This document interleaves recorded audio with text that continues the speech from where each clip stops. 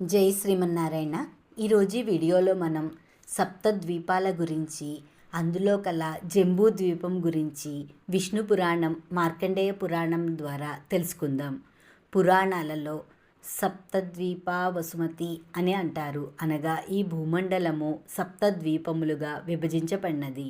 4 ప్రక్కల సముద్రము, మధ్య భూమి కల ప్రాంతాన్ని ద్వీపము అంటారు.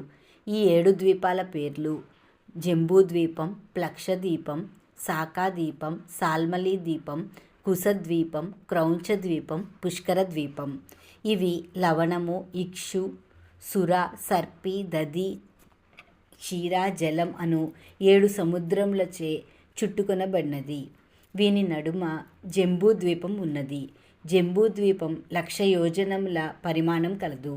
జంబూద్వీపమునకు నడుమ మేరువు అనే బంగారు పర్వతం కలదు.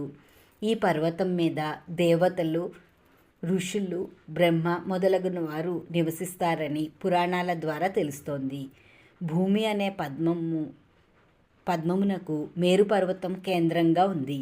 జంబూ ద్వీపంలో నేరేడు పండ్లు ఎక్కువగా ఉండడం వల్ల ఈ ద్వీపానికి జంబూ ద్వీపం అనే పేరు వచ్చింది. ఈ జంబూ ద్వీపమును 9 వర్షములుగా అనగా 9 భాగాలుగా విభజించారు. 1 ఇలావృత వర్షము, 2 భద్ర వర్షము, 3 హరివర్షము, 4 కేతుమాలం, 5 రమ్యక వర్షము, 6 హిరణ్మయ వర్షము, 7 కురు వర్షము, 8 కిన్నెర కింపురుష వర్షము, 9 భరతవర్షము.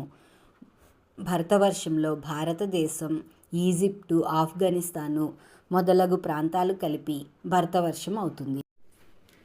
జంబూ ద్వీపం చుట్టూ లవణాంబుది ఉంది. ఈ ద్వీపంలో హిమాలయ పర్వతము, మేరు పర్వతము, నీలాచలము, హేమాచలము, శ్వేతాచలము, గంధమాదనము, వింధ్య పర్వతము అను పర్వతములు కలవు.